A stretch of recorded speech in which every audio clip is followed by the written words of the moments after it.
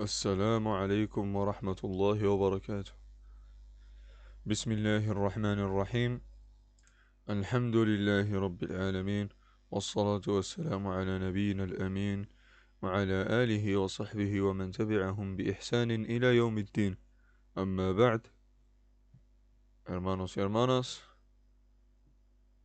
marhaban bikum, bienvenidos y bienvenidas a la segunda parte de la explicación del libro Al-Fiqh al-Muyassar fi Daw al-Kitab wa Sunnah, a través de lo que hemos aprendido con nuestro Sheikh, el Sheikh Khalid al-Zi'abi, hafidhahullah.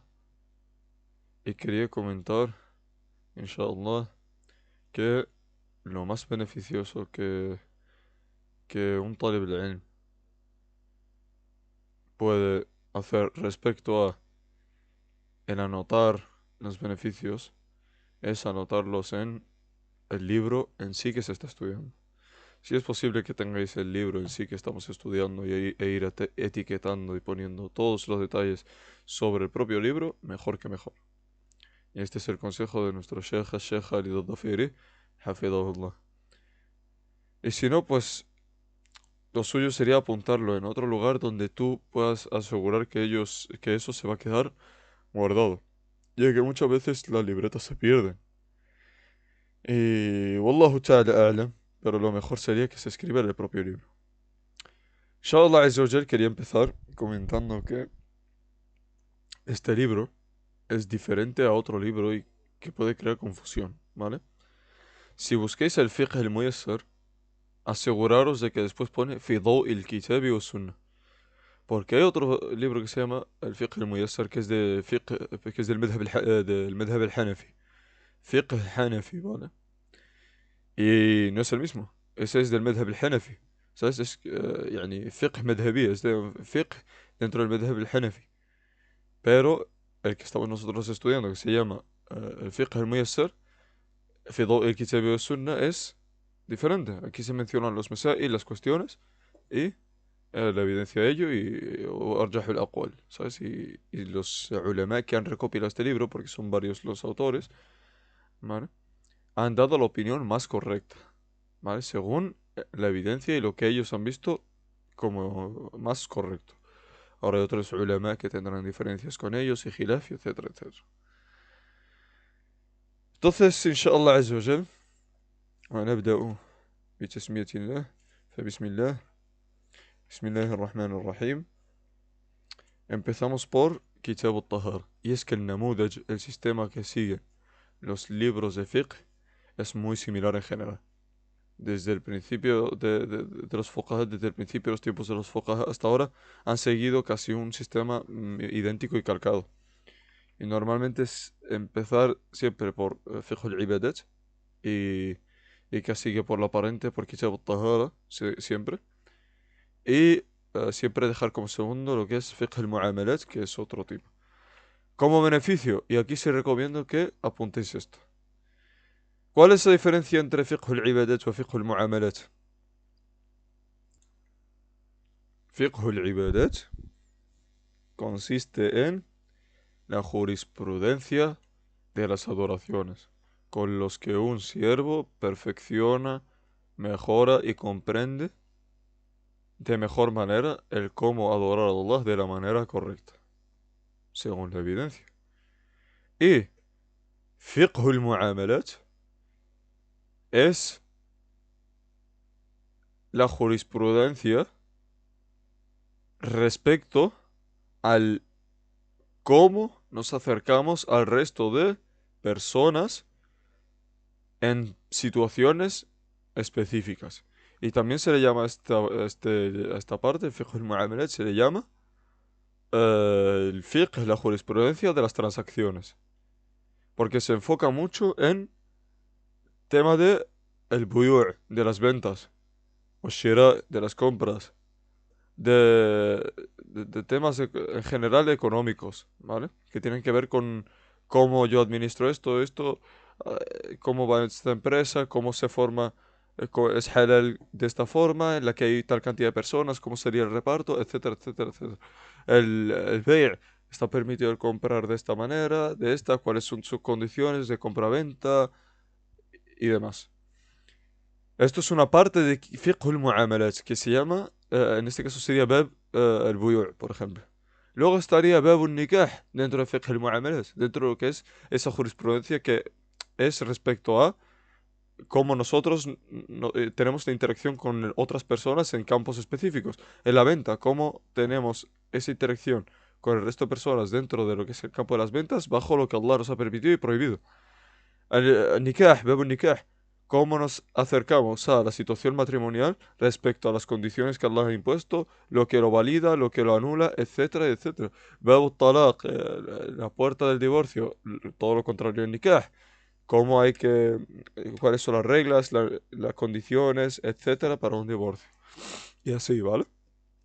Entonces, la diferencia, fiqh al-ibadat es en perfeccionar la adoración de Allah Azza wa Jal. Y fiqh al-mu'amalat es en el trato general en campos específicos, ¿vale? De las personas, bajo lo que Allah nos dictamina. Y eso sería la definición más correcta, Wallahu ta'ala a'lam.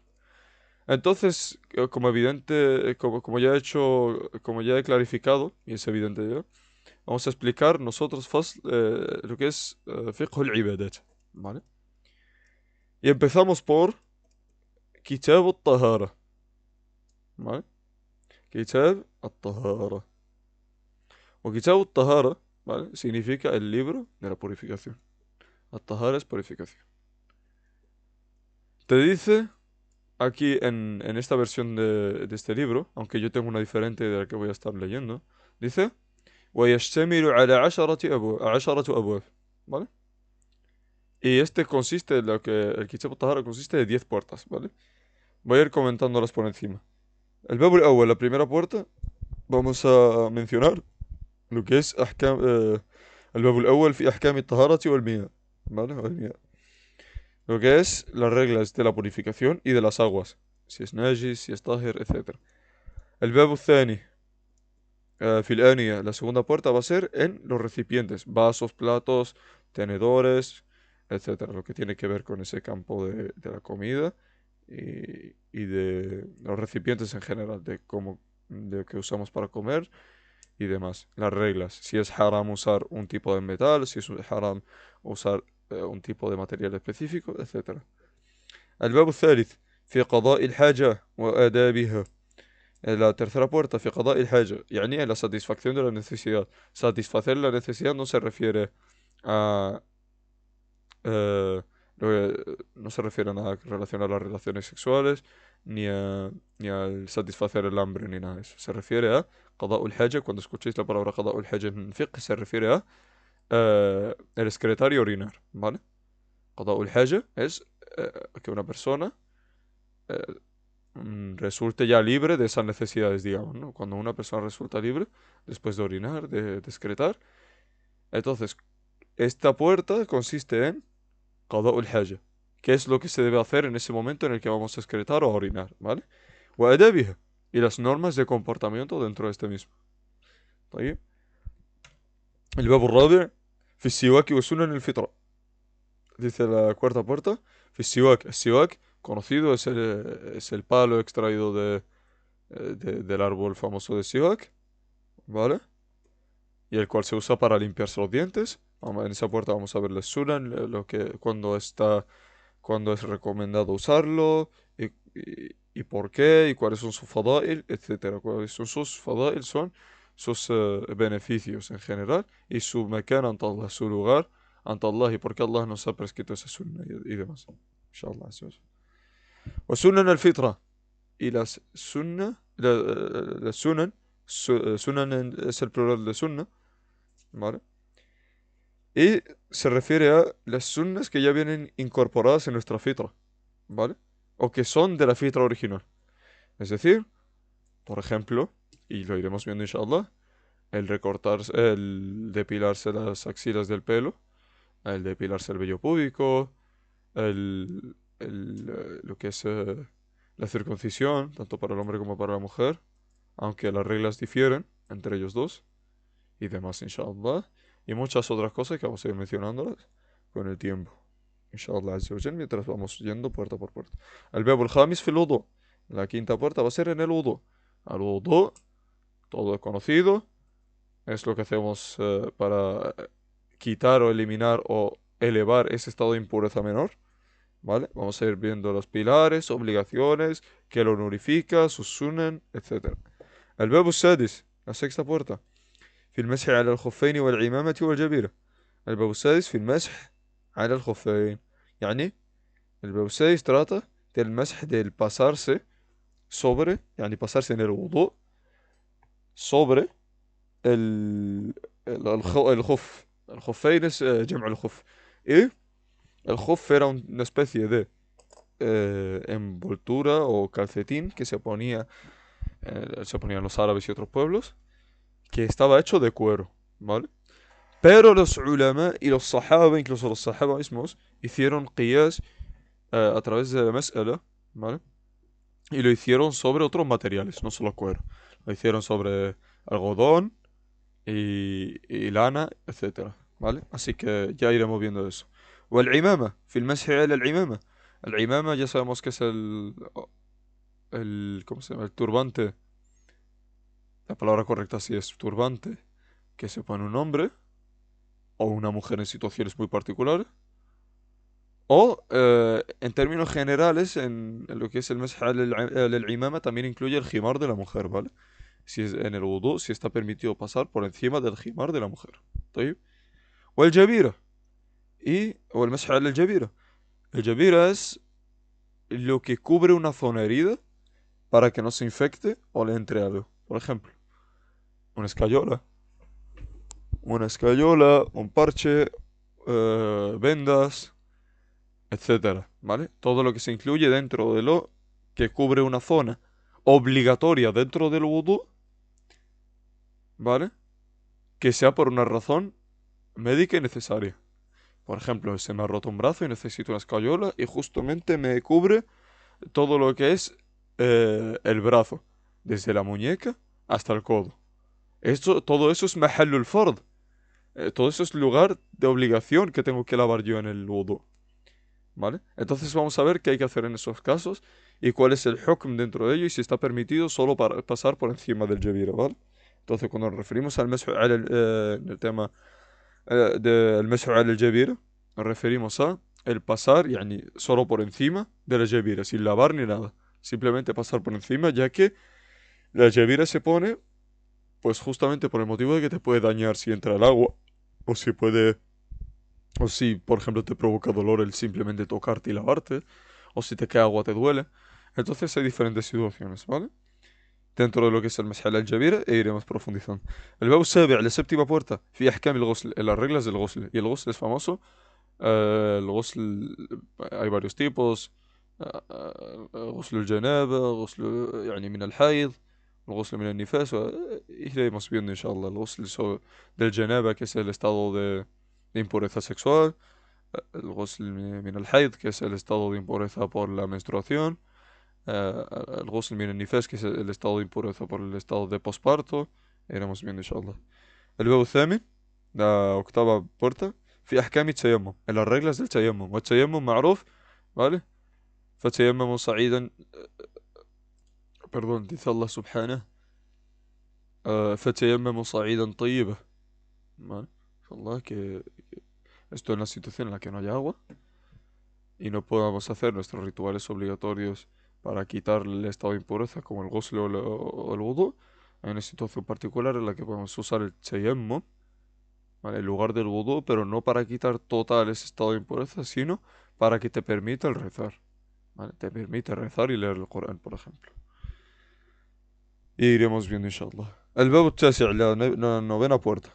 في أحكام النجاسات وكيفية تطهيرها, ¿vale?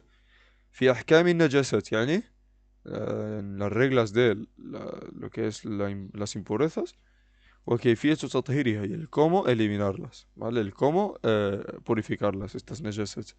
El bab العاشر, la décima puerta, y ya la última de Kitab al-Tahara, y normalmente es así en todos los libros de fiqh, dentro de Kitab al-Tahara. El bab العاشر, hemos dicho, la décima puerta, في الحيض والنفاس, ¿vale? en lo que es la menstruación y el posparto. Sus reglas, qué situación, qué es lo que tiene que hacer la mujer, cómo se considera su ADE, por ejemplo, su tramo de periodo en el que se asienta una cantidad específica de días en las que ella tiene la regla, ¿vale? O la menstruación, y así. Así que, alhamdulillah, ya hemos mencionado eso. Así que, بعد بسم الله الرحمن الرحيم, empezamos por كتاب الطهارة. قال المؤلف: أولا كتاب الطهارة، ويشتمل على 10 أبواب. 10 أبواب، عفوا. Dice: أولا, primero de todo, كتاب الطهارة. Primero, كتاب الطهارة. Primero, el libro de la purificación. ويشتمل على 10 أبواب. ¿Vale? Y consiste de 10 puertas, que ya las hemos mencionado. Y empieza con detalle. الباب الأول في أحكام الطهارة والمياه وفيه عدة مسائل. Dice por primera puerta en las reglas de la purificación y de las aguas, y tiene una cantidad específica de situaciones. Tiene عدة es en este caso عدة, ¿vale? يعني عدة مسائل se refiere a una cantidad amplia de situaciones o de cuestiones, y las voy a ir mencionando. المسألة الأولى في التعريف بالطهارة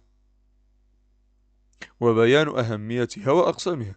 Dice: المسألة الأولى, la primera situación o la primera cuestión es que en este web va a dar a conocer الطهارة, يعني في التعريف بالطهارة, يعني vamos a dar a conocer la purificación. وبيان أهميتها وأقسامها, y el demostrar su importancia y sus divisiones, ¿vale? Las divisiones de la purificación. Y empieza por el primer punto mencionando أهمية الطهارة وأقسامها. Estamos aquí. أهمية الطهارة وأقسامها. هذا الأول. ¿Vale? La importancia de la purificación y sus divisiones. الطهارة هي مفتاح الصلاة وآكد شروطها والشرط لا بد أن يتقدم على المشروط. ¿Vale? Dice: la importancia de la purificación y sus divisiones. 2 puntos. الطهارة هي مفتاح الصلاة. Y esta عبارة, عفوا, no, عبارة, ¿vale? Esta manera en la que ha mencionado esto, esta forma de terminología, es extraído del hadith del profeta alayhi salatu wassalam, que dice justamente esto: الطهارة هي مفتاح الصلاة. مفتاح الصلاة, عفوا, مفتاحه بالضمة, مفتاح الصلاة, ¿vale? Esto, como hemos dicho, es extraído en el hadith, y esto significa que la purificación es la llave del rezo, en el sentido de que es necesaria absolutamente para una persona para que rece. Y aquí te menciona el porqué. Perdón, te lo menciona el porqué, pero no en el sentido de que sea continuo, sino la importancia que tiene la tahara. وأكد شروطها, يعني وأشد أكد وأكد يعني وأشد, ¿vale? وأشد شروطها, يعني la más importante de sus condiciones, o su condición principal. La condición principal del rezo es الطهارة. Sin الطهارة no hay nada. El Sheikh Muhammad ibn Abdul Wahhab menciona, rahimahullah, en el Qawaid al-Arba'a, dice: فإذا عرفت أن الله خلقك لعبادته. Y esto en el siyaq, en el contexto, ¿vale? De que menciona la ayah de وما خلقت الجن والإنس إلا ليعبدون, de que Allah no nos ha creado a nosotros, يعني a los humanos y a los el jinn, يعني a los genios, excepto para que la adoren, ¿vale? Y esto es una refutación clara para aquellos que dicen: no, Allah ha creado a la humanidad y a todo lo que hay en la tierra y el universo por Muhammad alayhi salatu wassalam. No, esto es totalmente incorrecto y es contradictorio al Corán directamente. Incluso hay hadith que son mawdu'a que la usan de evidencia. Allah ha creado la humanidad y el jinn para que la adoren, no por Muhammad alayhi salatu wassalam, a pesar del lugar que tiene. Pero Allah no ha creado a las personas y al jinn por el fadl, por la importancia, por el lugar de Muhammad, de nuestro mensajero alayhi salatu wassalam. No es así, es incorrecto. Dice الشيخ محمد بن عبد الوهاب: فإذا عرفت أن الله خلقك لعبادته فاعلم أن العبادة لا تسمى عبادة إلا مع التوحيد، كما أن الطهارة لا تسمى طهارة إلا كما أن الصلاة لا تسمى صلاة إلا مع الطهارة، عفوا. ¿vale? Dice, فإذا عرفت, y si sabes, y si conoces que Allah, y si tienes ese conocimiento de que Allah te ha creado para adorarle, pues que sepas, يعني فعلا, أن العبادة لا تسمى, يعني que la adoración no se llama عبادة, no se llama adoración, la adoración no se le llama adoración, إلا مع التوحيد, excepto cuando hay tawhid de por medio, cuando el tawhid es la rama principal, cuando está el tawhid. Sin el tawhid no hay عبادة. لا تسمى عبادة إلا حرف الحصر, ¿vale? يعني إلا es una de las letras que indican restricción. يعني no hay otro lugar, no hay otra opinión, no hay otra cosa. Sin tawhid no hay nada. Sin tawhid no hay adoración. إلا مع التوحيد. كما أن الصلاة لا تسمى صلاة إلا مع الطهارة. Como igual que en el caso del rezo, que no se le llama rezo salah, excepto con la existencia de la purificación o de la pureza. Yani, la pureza es absolutamente necesaria en el rezo. Y esta ibara, esta ibara, me equivoco con la ibara por otras situaciones. Pues esta ibara, ¿vale?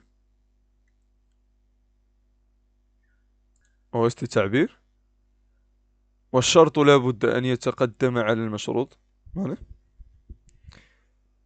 Os recomiendo hasta apuntarlo porque os va a beneficiar siempre esto en cualquier qaida, lo que tiene que ver con el ibadat, ¿vale? Cuando mencionamos sus condiciones, sus shurut. Porque esto es una qaida que se aplica siempre, es una qaida fiqhi, ¿vale? والشرط لا بد أن يتقدم على المشروط, أي que la condición es absolutamente necesario que sea previa al condicionado. Es decir, ¿qué es lo condicionado? El rezo. El rezo sin tahara no es rezo, ¿vale? Entonces, la condición es absolutamente necesario que sea previa al condicionado, que en este caso es el rezo.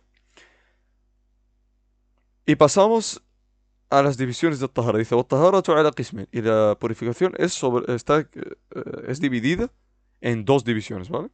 القسم الأول, la primera división. طهارة معنوية وهي طهارة القلب من الشرك والمعاصي وكل ما ران عليه, وهي أهم من طهارة البدن, ولا يمكن أن تتحقق طهارة البدن مع وجود نجس الشرك, كما قال تعالى إنما المشركون نجس. طيب, وهذا في سورة التوبة الآية 28, يعني سورة التوبة الآية 28, ¿vale? Dice la primera división de الطهارة, de la purificación. طهارة معنوية, يعني una purificación معنوية en significado, ¿vale? O en teoría, يعني una purificación teórica. No es algo físico, sino teórico. ¿Cómo sabemos algo que es teórico? Porque está dentro de el qalb, está dentro del corazón, está dentro de tu i'tiqad, de tu creencia, ¿vale? Así que dice, la primera división de la purificación es la purificación teórica. Y ahora te lo explica. وهي طهارة القلب من الشرك والمعاصي. Y esta es el purificar tu corazón, ¿vale? Del shirk, del asociar con Allah a otros que no asociar con Allah Azza wa Jal, ¿vale? Lo que no merece ser adorado y solo Allah merece ser adorado. Y aquí hago una pausa para indicar que la ilaha illallah no significa que no hay más Dios que Allah, sino no hay más Dios, no hay más deidad o Dios merecedor de adoración que Allah. Porque si la implicación de decir no hay más Dios que Allah es que todos los dioses son Allah. No hay más Dios que Allah, es decir, todos los dioses son Allah. A'udhu billah. Todo lo que la gente adora es Allah. Wal'aydu billah. No. Pedimos a Allah que nos proteja y nos aparte del shirk. La ilaha illallah significa la ma'budun bihaq illallah. Ay, no hay adorado, merecedor de adoración, o no hay Dios merecedor de adoración excepto Allah, Azza wa Jal. No hay nadie merecedor de adoración excepto Allah. Esa es la traducción correcta de la ilaha illallah. طيب. وهي طهارة القلب من الشرك والمعاصي. Es el purificar el corazón del shirk, del asociar con Allah, y de los pecados, والمعاصي. وكل ما ران عليه, todo lo que está sobre ello. وهي أهم من طهارة البدن. Y es más importante que la purificación del cuerpo. Yani es mucho más importante que el ghusl y el wudu y el tayammum y todas estas purificaciones. Eliminar de tu corazón el shirk y el ma'asi es el principio de todos los principios. Allah dice en el Corán: وَمَنْ يَكْفُرْ بِالطَّاغُوتِ وَيُؤْمِنْ بِاللَّهِ فَقَدْ اسْتَمْسَكَ بِالْعُرْوَةِ الْوُثْقَى لَا انْفِصَامَ لَهَا. ¿Vale? Dice Allah subhanahu: وَمَنْ يَكْفُرْ بِالطَّاغُوتِ, y aquel que descree en el Taghut. El Taghut tiene muchas descripciones, pero podemos decir que es el... hay muchas descripciones de Taghut, hay muchos tafsir. De hecho, se llama el tafsir al-Munawwa', que tiene muchas interpretaciones. Hay ulama que dijeron que era Iblis, otros ulama que dijeron, por ejemplo, Muhammad ibn Abdullah, que menciona de ellos que son muchos, pero que las cabezas son 5: Iblis, y aquel que aclama el ilm al-ghaib, y aquel que dice, y aquel que gobierna por otra ley que no es la ley de Allah, pero esto tiene detalle, ¿vale? Porque los tekfiris lo usan para, tekfiriyun lo usan para hacer tekfir a la ligera. Y menciona también aquel que llama a la gente a que la adoren, ¿vale? Y aquel que es adorado y es complacido de ello, es decir, que no lo rechaza. Estos 5 son ru'usos tawaghit, como menciona Muhammad ibn Abdul Wahhab, las cabezas de los tawaghit, pero son muchos los tawaghit. Entonces los tawaghit son todo aquello que es adorado en lugar de Allah, ¿vale? Entonces toma ese principio. Yani, وَمَن يَكْفُرْ بِالطَّاغُوتِ, y aquel que descree en el taghut, وَيُؤْمِن بِاللَّهِ, y cree en Allah, فَقَدْ اسْتَمْسَكَ بِالْعُرْوَةِ الْوُثْقَى لَا انْفِصَامَ لَهَا,